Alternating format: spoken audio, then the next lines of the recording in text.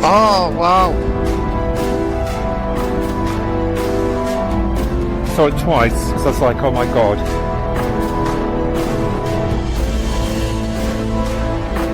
That was just weird.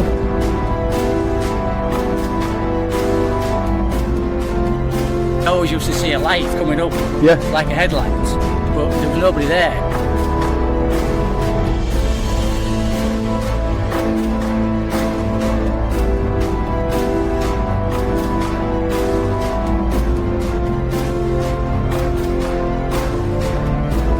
Oh, it's just disappeared. There just wasn't a safe space. The first word I would say, especially as a child, it was a monster. And I really wasn't sure what I was looking at. Hello, everybody, and welcome to Truth Proof. And got a bit of a treat for us all today because quite unexpectedly, I've ended up talking to a guy who's got some incredible information that he's wanting to share. And I've exchanged a bit of correspondence over the last few months, and I'm really looking forward to speaking with him.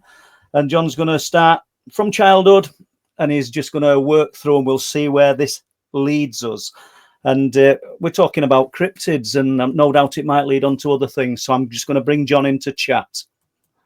Hello, John. How are you doing? Good, Paul. Good to finally connect.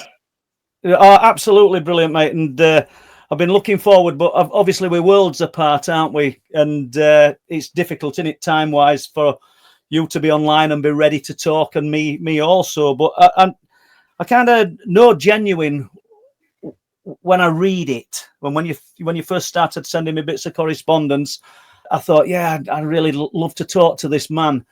And I don't mind saying this openly on air, you know, that because you're reserved and your experiences are so deep and personal to you that if you decided that you don't want me to go forward and put them out to the public, they're not gonna do. And Sure. do you know what I mean? And that's just the way of it, because I feel quite honoured that you're going to share a few little bits with me. And you said, "Oh, I hope they're going to be good enough." Everybody's experiences are good enough because these are unique to yourself. So just kind of walk us into it. Tell us how this began, or not the interest, but the experiences. Sure. Some of my earliest memories that I have are strange. They're just strange. And that's usually what sticks in our minds, right? I mean, it's not the mundane things that we hold on to, is the extraordinary things, or things you can look back on as like, I thought that was kind of normal back then, but oh my God, that was not normal. You know, when I was growing up, you know, I learned pretty quickly when I was a kid and a teenager that there just wasn't a safe space to share. You know, I could talk with my mom about spiritual things, but looking back, I think that, you know, both my parents are gone now, but there were some things that occurred in my earlier years where I guess I didn't have enough confidence in my own parents to be able to share these things. And I'm you know, I'm still digging into that in my own life, in my own personal life, you know. It's difficult, that one, isn't it? I mean, you hit on something straight away when you said, and I'd never thought about it like that, John. Seriously, there wasn't a safe space. And I wonder how many other people think that. What a two words that were so impacting, powerful. In my younger life, there wasn't a safe space, because instantly I thought, yeah, I felt exactly the same when I was growing up. You know, as a little boy, I never thought of it as a safe space, but there was nowhere to share the things that I were experiencing. It's a great way of putting it. Yeah, and especially when you don't understand, you know, when you don't understand what's going on or why or what happened, and it's more of a nightmare than you know, because when you're a kid, when you're especially when you're really young, you know, you don't have a frame of reference to be No. able to understand or to be able to even wrap your head around what's happening to you, or No if it's life normal or not. experiences. You know. No life experiences. And I dare say, John, that probably your parents, my parents, and a host of other parents probably would have been in the same boat if you'd have told them that what I can't imagine the reaction I'd have got off my dad, who were quite heavy-handed, if I'm being truthful, and that's what I never told him. These memories, then, where did it begin? Do you think? What? I had some. There's some gray. There's gray area when I was really young. Between what happened first. You know, I have memories of very strange memories of going to sleep at night, had pajamas on, my underoos, you know, that kind of thing, and waking up backwards in bed with my clothes inside out. Right. You know, and I remember times where my mom or my parents would come in and be like, "What are you doing? Your head, your pillow's that way, and why are you sleeping that way?" You know, and I could have, I guess, you know, gotten up and turned around in the middle of the night, but um, I've never been known to sleepwalk or do anything out of the ordinary at you know when I sleep, um, but I had this terrible fear of eyes. You know, Yeah. I remember a childhood friend, who had a big piggy bank of the Cookie Monster from Sesame Street with eyes, you know, Yeah. and it terrified me. And it could have just been a strange thing, you know. I was familiar with Sesame Street and watched it when I was a kid, and it shouldn't have scared me, but it was the eyes that was just like, I can't I can't handle that. Like that's not, there's something there that I didn't understand, and it would just kind of terrify me. And anything that had the black And was it and I didn't understand. was it eyes close up? Well, it was just like, I guess, eyes in general, in Yeah. dolls and uh things like the Cookie Monster and uh things like that, and I didn't understand why I felt the way that I did. And No. could it just been, you know, a regular childhood being scared of everything? It could be. But looking back, knowing what I know now, it's like I think I'm probably had experiences at a very young age, Yeah. and didn't and don't have memory of it. Yeah. I do have strange snippets in my mind. I you know, well, I guess I should share the most prominent thing that happened to me as a young boy. Yeah. I was 7, uh, and we had gone on a field trip to a nature preserve in outside of Chicago, Illinois. I grew up in Park Forest, Illinois, and my school, we went on this field trip to this nature preserve, and uh, there were all these trails that we would walk through, and there was woods and swampy area, and uh, I remember being in the back of the line because it was a single trail through the woods, Right. Right. and the teachers were there. The whole class was there, but I was in the back of the line, and there were no other adults in the back of the line, No adults and to support you. Yeah. and now it's like terrifying to even think about that, you know, especially with missing 411 stuff, you know, Yeah. that we all know about. And I remember we were walking along, and there was a turtle.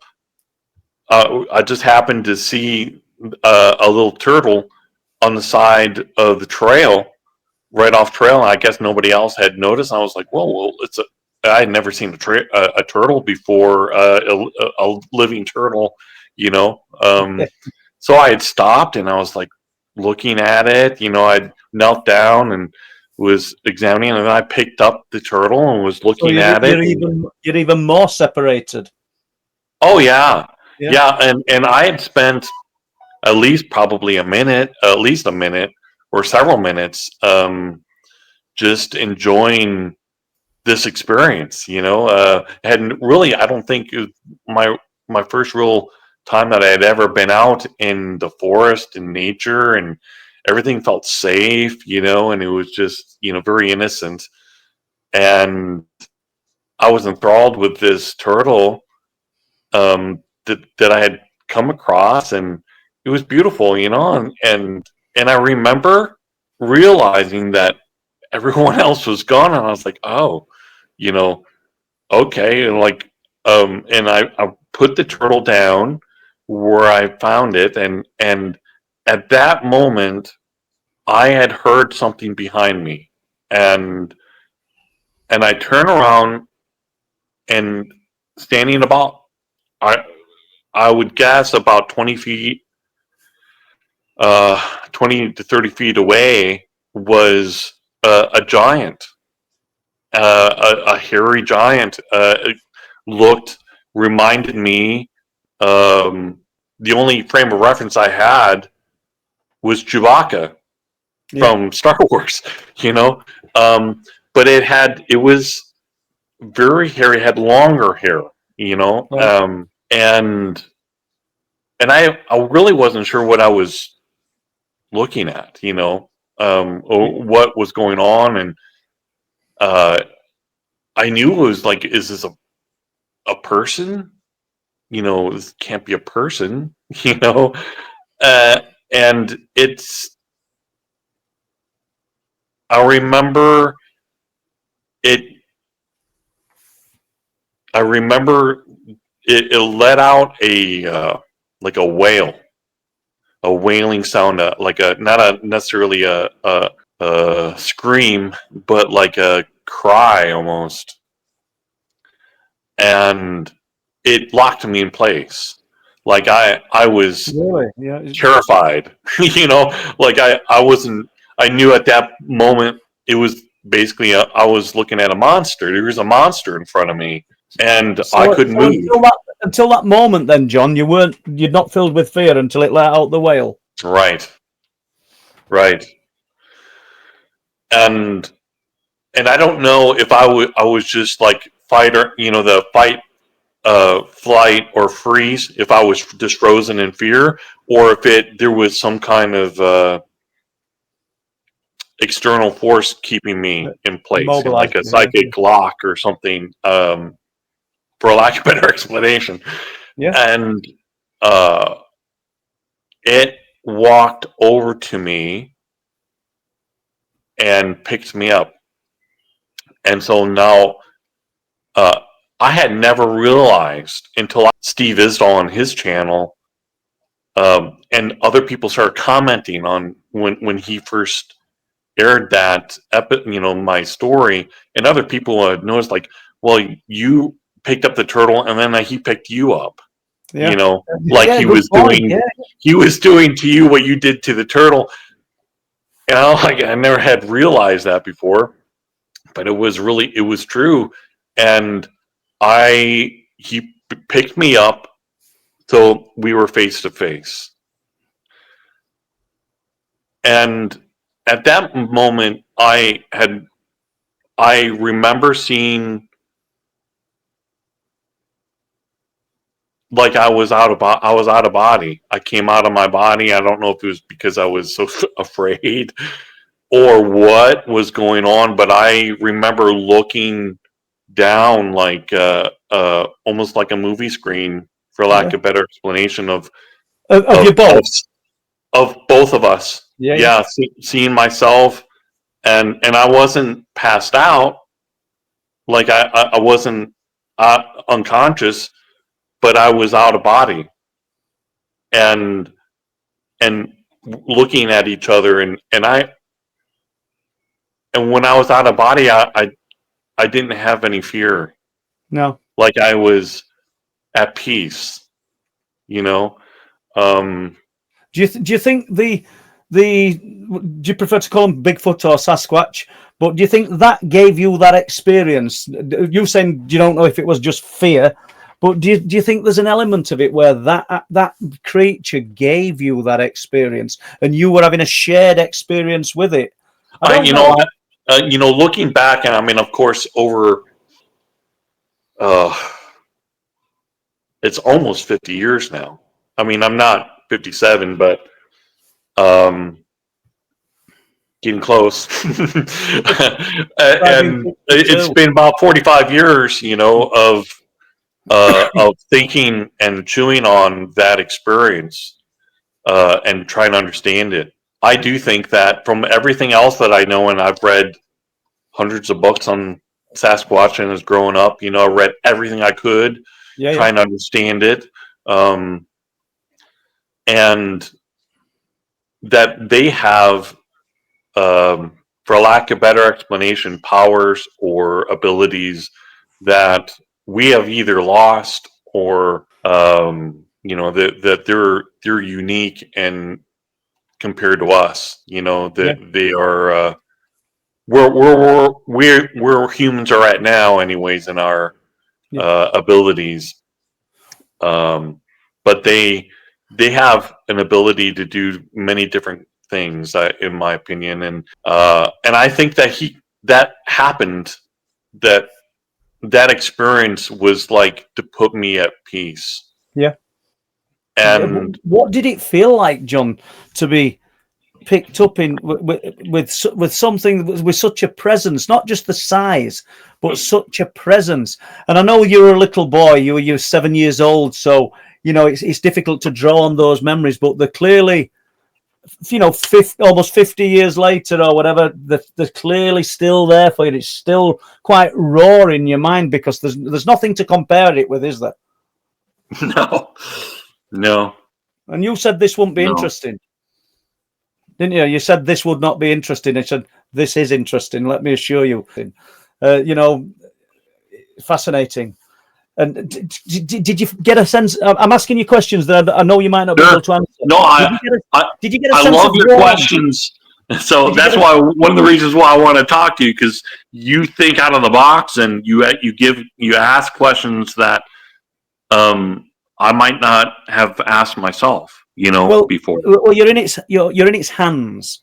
You've lost that terror that you felt when it let out the yell, or the whatever noise it made.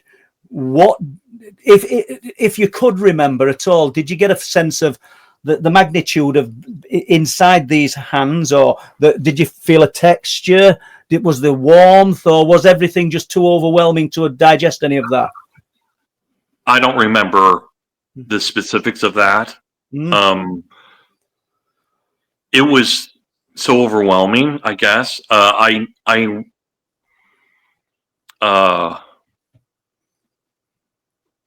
It's like I don't remember, because I was 7 at the time, and it's almost like in my mind now, and it's been like this for a long time, but it's more like photographs in my mind now instead of a movie. And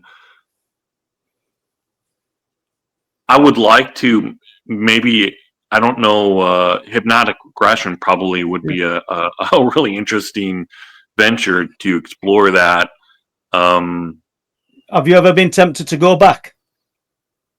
I have. I've never. I have never pursued that. Only I kind of felt like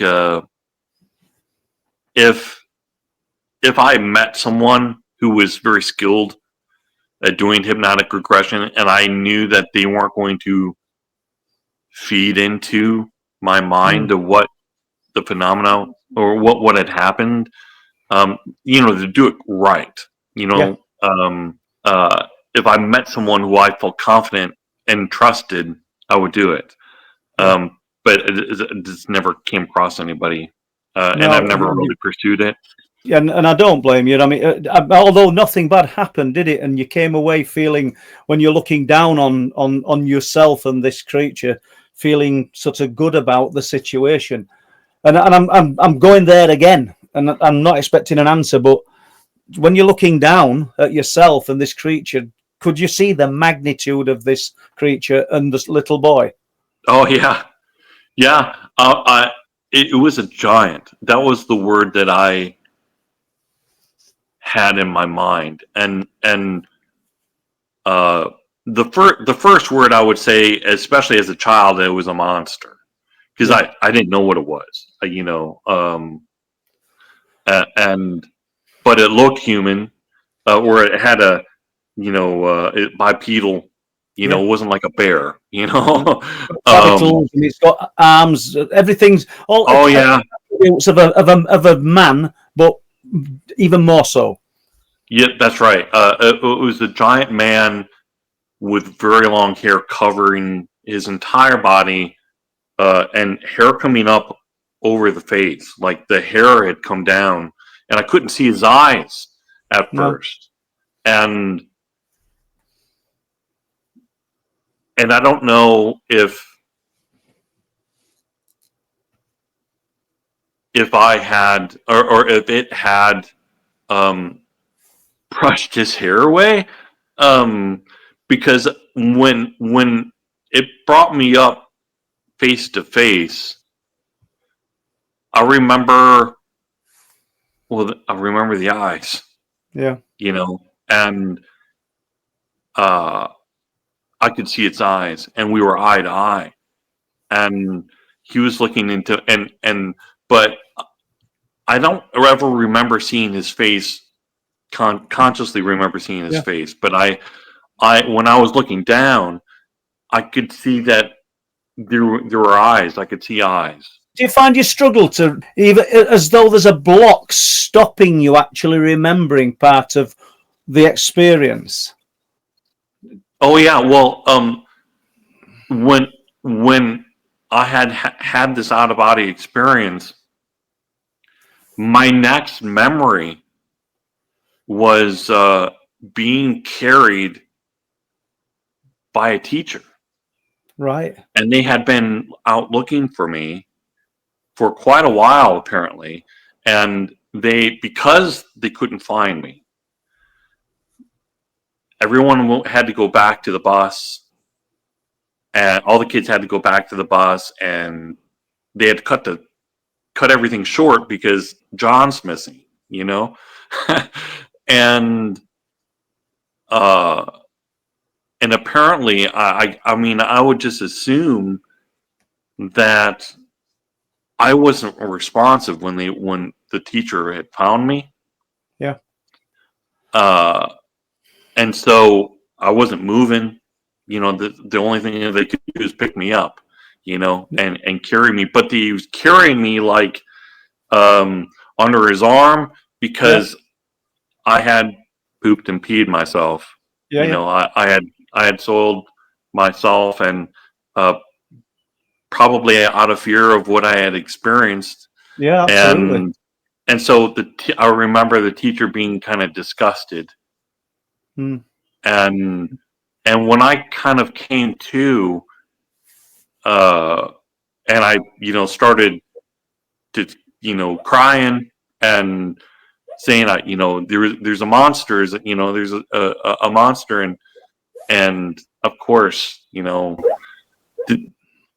One sec, John. We've got a dreaming dog here. Wake up. No problem. Stop it. Otherwise, we'd have heard him just yelping. It's your story he's dreaming about it. When you came to... Yeah.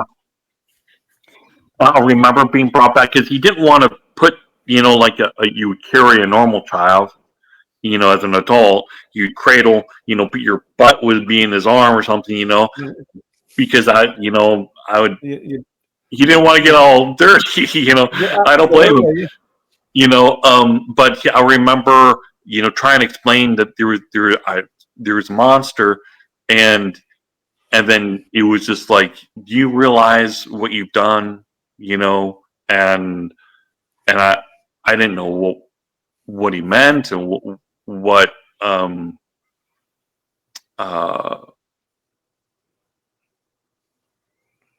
You, and you, and it you just had a terrifying experience, and you were made to feel bad. And I bet you couldn't even talk about it, could you? You couldn't. I was You trying. couldn't even I want to. remember I was trying because I was just like sobbing, and finally we'd gotten to the bus, and of course all the other kids were disgusted. Mm. You know that they had this wonderful event cut short, and that I was gone. Apparently, they had been looking for me for a while. Um, I don't know how long, but long enough to where there were, quite a few people out looking for me, and I wasn't, I guess, wasn't where I was before, where the last person who saw, where And they must have backtracked, where I was, or you where had to we had come from, and you had to um, travel on the bus like that with that kind of stigma that will have probably stuck with you for a few years, I presume, John. And the memories of it. It's not nice, is it? no, no, no, and in a large part,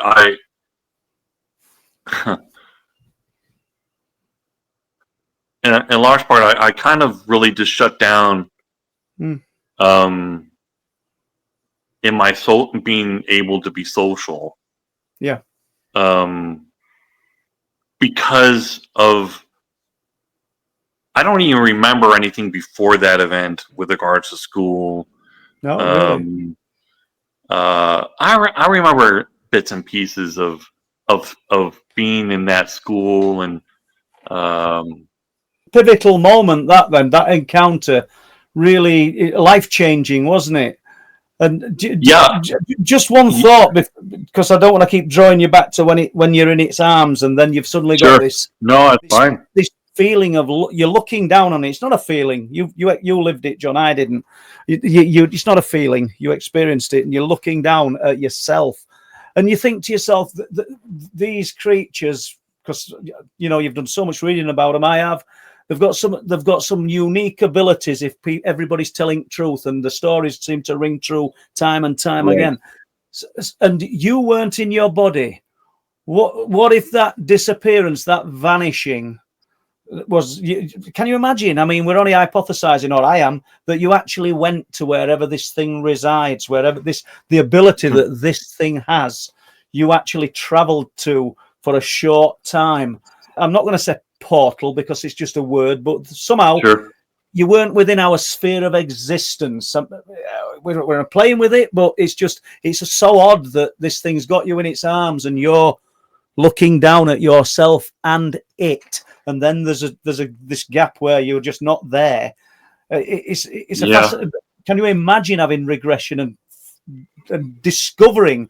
Here I am priming you, actually, aren't I, by saying things like this, but you know what I mean? But discovering something like that would be quite rare. That would be something. Have you ever? You will have chewed all these scenarios over, have you? Sure. I guess I have to be honest. Like, I haven't really thought a whole lot about what happened during the time that I don't have memory, and I kind of just like, well, if I'm meant to know, one day that will happen. Yeah. That's kind of how I've dealt with that. But now that you are bringing this out, or putting focus on it, I'm more interested. Yeah. I'm more interested in like, that would be absolutely fascinating. Did I've never heard, John. I've never heard anybody say that they've looked down on themselves whilst being in the presence. In literally, you're not feet away from it. You're there. You're skin to skin. and you've got this sense that you've left your body. That could be pure fear, and it could be a reaction that we've all got within ourselves to do this. But how amazing though that when you know better than me, you've read so much stuff about Sasquatch, Bigfoot. They pass a tree that wide, they're huge. They go past it and they don't come out other side. And that's right.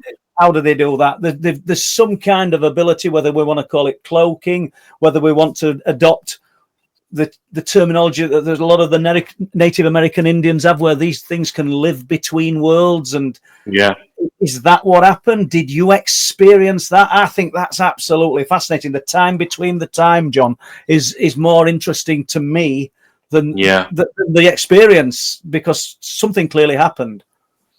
Yeah, I mean, I guess I haven't really thought of that. I guess assumed that maybe I was just taken to somewhere else in the forest, and you know, maybe they didn't. Well, I thought of all kinds of things. Maybe I wasn't good enough for them, you know. Maybe I wasn't tasty enough. I don't know. It's difficult. Well, you lived to retell this, John. Yeah. So I think that's probably a benchmark that you were good enough. Do you know? I mean, whatever interacted with you were clearly very interested in you, and it didn't harm you. You didn't come away with bruises or cuts or scratches. You came away with your head slightly mixed up because of the experience. But to live through it now and to get into your 50s, you must look back and think, no, how many people have experienced that? Obviously, there will be quite a few, but in the grand scheme of things, it's very few. And I know there's other interactions which are equally terrifying and end bad. Apart from the teacher, it was probably worse with teacher and the blooming abuse and the stigma that the teacher put on the condition of you when he found you, instead of being understanding, is more interested in, you've held us all up, you've spoilt trip, look at state here, we've all got to go home now, and you just felt that big. You know, that's not good. Yeah, and you know, looking back, being objective about everything that happened to me at that time of my life, it was the human experience that was the worst. Yeah, by far. You know, I did have night terrors, nightmares about that event into my 20s and early 30s. really. Yeah, It got better as I got older, you know, as I processed that. But all throughout my childhood, I had terrible night terrors, waking up screaming. I had, you know, it wasn't just until recently that I had contemplated the possibility that, as crazy it might seem, that some of the things that I experienced after that event might not have been dreams. And I don't even know if I want to go into that subject. No. I think the thing is, John, this has been fascinating. You know, it really has. And so let's just, if you don't mind, let's stay with this just for 5 minutes. Sure. No, so you've had this experience. You've travelled home on, I'm assuming, in the school bus. Mum and dad, or mum comes to collect you. How did that go?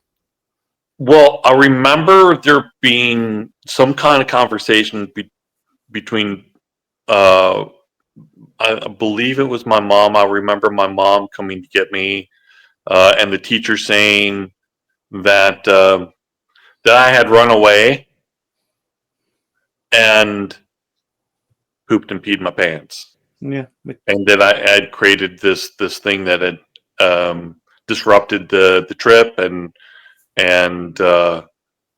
so there was this shame involved in that, and why did I do that, and try and explain to my mom, or, you know, I don't remember my dad ever being kind of a part of that. He was always busy Yeah. with work and stuff, but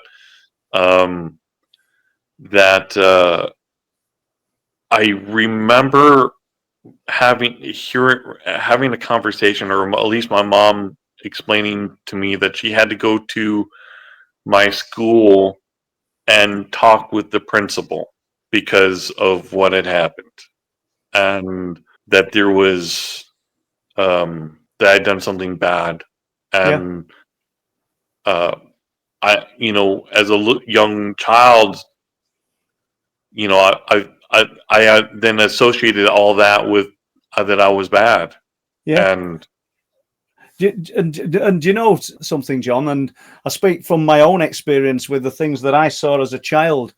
That some people listening to the live streams, not just Truth Proof, other live streams, they just want to concentrate on the epicenter, the encounter, and what this has done to you, and how it's affected you, with missing these parts of the encounter and the experience out, because in a way it dictated the course of your life a little bit after that, I would think, didn't it? completely, yep, yep. So I'm sorry to have caused that bit of emotion there, John. Apologies. No, that's okay. It's a part of my life. I mean, it's been a journey for sure. In a lot of ways,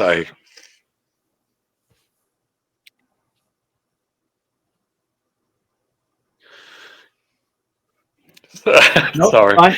Right. Well, we'll stay with it, but we'll jump from that so that we can jump away Sure. from the emotion. And just have a minute. So you've moved on through school. You've got over that period, that awful, embarrassing period, and the encounter with this what you described as a monster, was it still on your mind then? Because I know you said you'd had lots of sleepless nights and nightmares, but did other things infiltrate those nightmares, or do you think that seeing that created some kind of catalyst to allow you to see and experience other things, which we can get into at a later date? Well, I remember, well,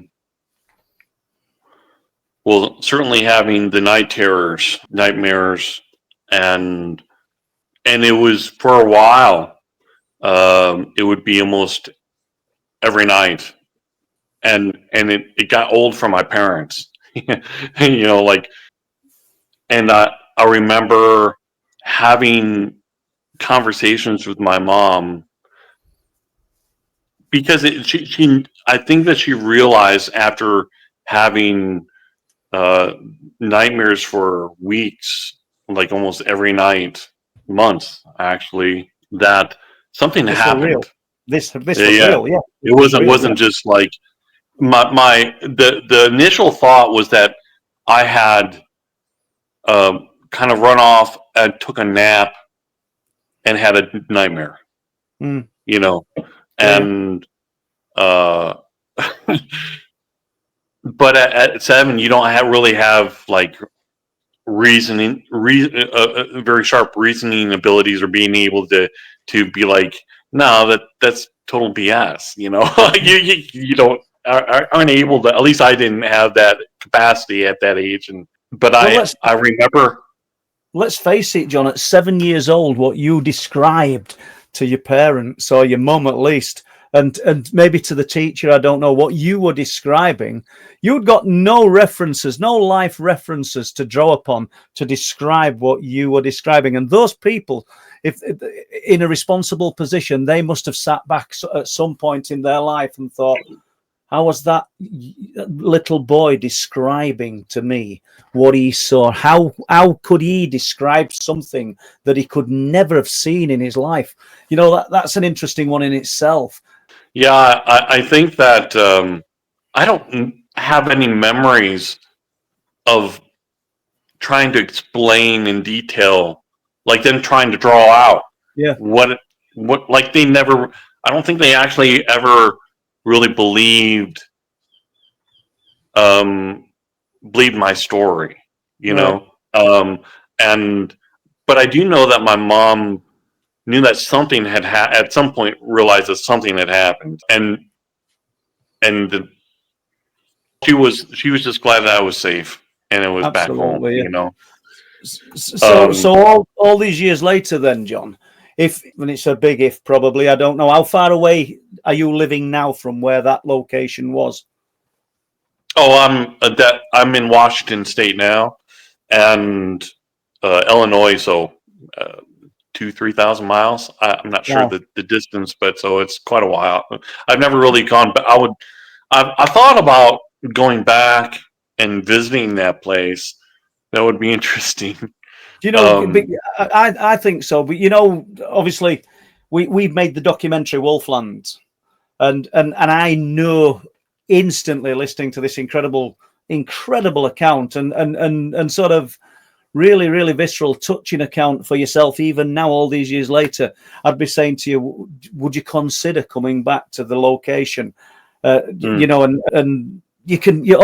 not going to relive it. Nobody wants to frighten you again, but you can almost get a sense of what things would be different. The trees are probably going to be bigger. Some things will have been cleared. Who can say? And at 7-year-old, you might not even remember exactly where it was. But Sure. I think the actual sense of being, the sense of feeling that this is the woodland, this is the forest where we visited over 40 years ago. It would really stir some emotions up within you, and maybe that you don't want, like you've said, hypnotic regression may be a path to go down in the future. It's not one for me personally. I don't think I want to remember because everything I saw were frightening, and I don't want to remember even more frightening things. However, visiting ground zero, so to speak, might actually bring back a few memories naturally. Does that sound right? Naturally? Yeah, I don't. I guess I've never really considered that, but I would say so. I've never really. It hasn't come to my awareness that should be something that I should do, or not. Not that I disagree with that at all. I just haven't really thought about it, and I guess only because I don't live anywhere near there.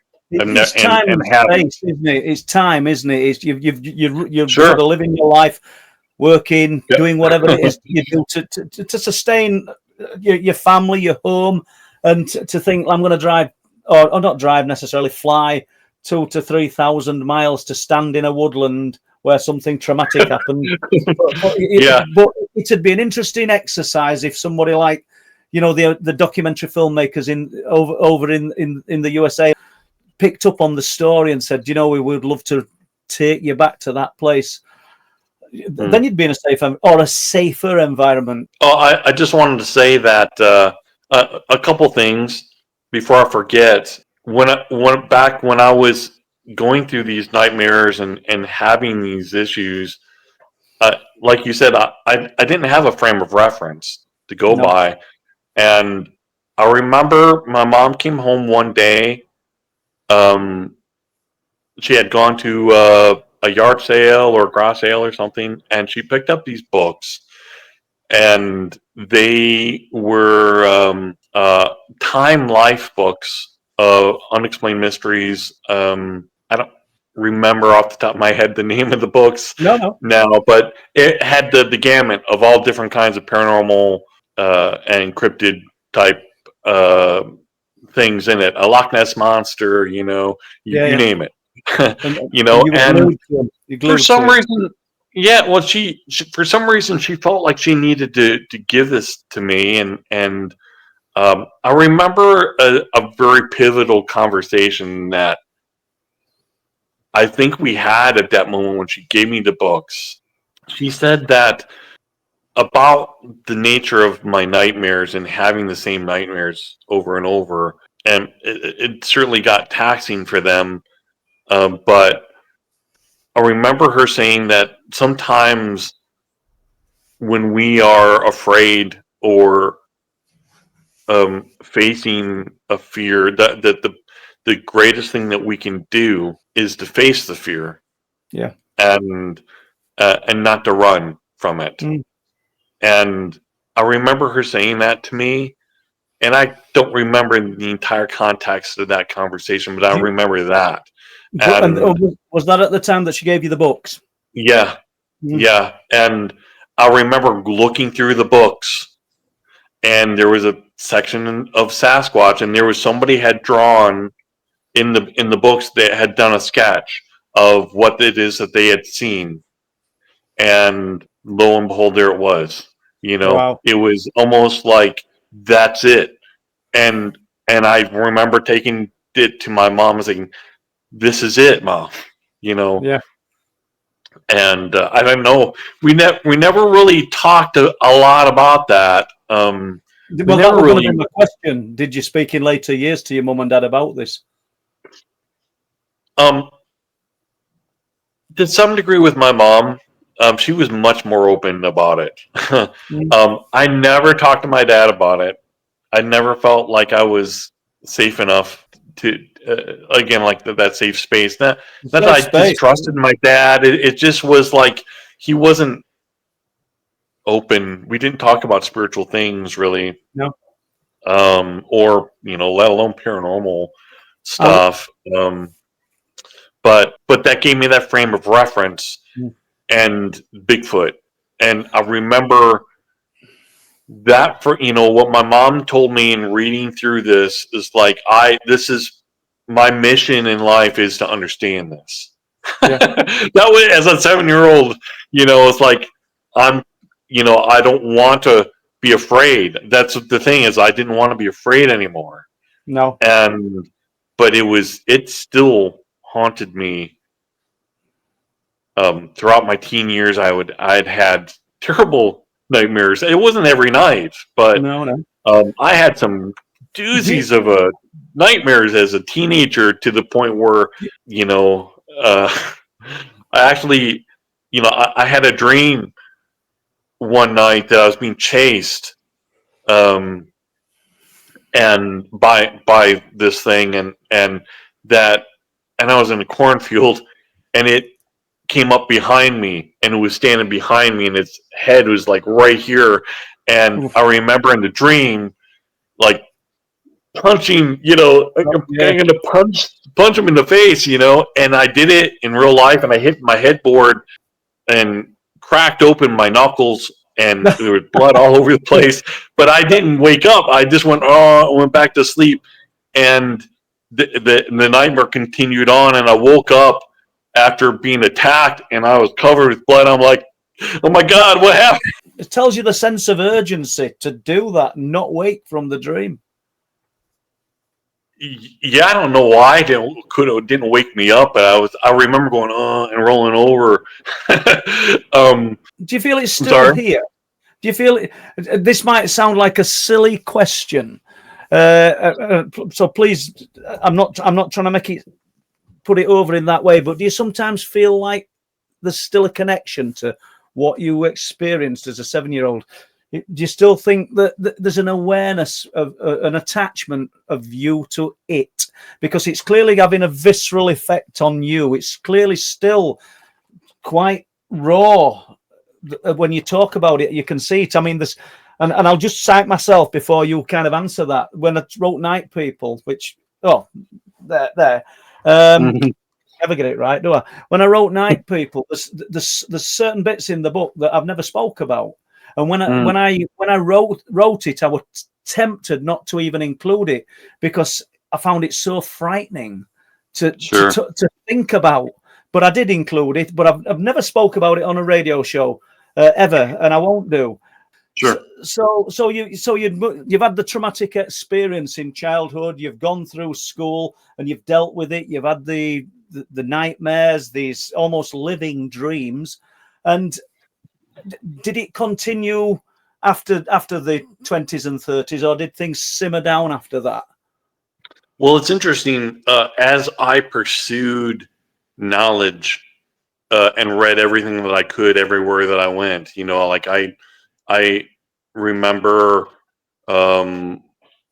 we had moved from Illinois to Ohio about a year after that event, and when we got to moved to a small town in Ohio, and where it was safe to walk, even as a kid, to downtown to the library, Yeah, yeah. And I remember going to the library and uh, finding everything that I could about Bigfoot, Sasquatch, and then it went into ghosts and um, all kinds of different everything, UFOs, and I was never really that big into the UFO thing until as an adult, and then that's a whole other story. Well, what that encounter did then, John, clearly were open your mind up to the, not the possibility, to the knowing that there's a lot more things of a strange and unusual nature out there. And based on those thoughts, would you consider talking to me again and sharing some more of your experiences, please? Oh, sure, I'd love to. I would love that. Yeah, and we can end that now if that's okay with you, John. I've just been a pleasure speaking with you.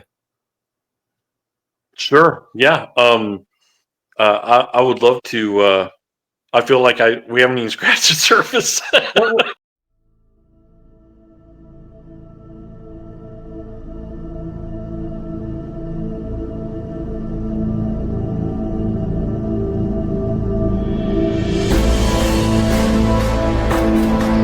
Oh, wow. Saw it twice, so I was like, oh my god.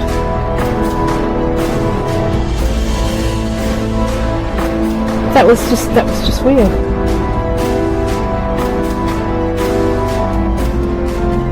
I always used to see a light coming up, Yeah. like a headlight, but there was nobody there.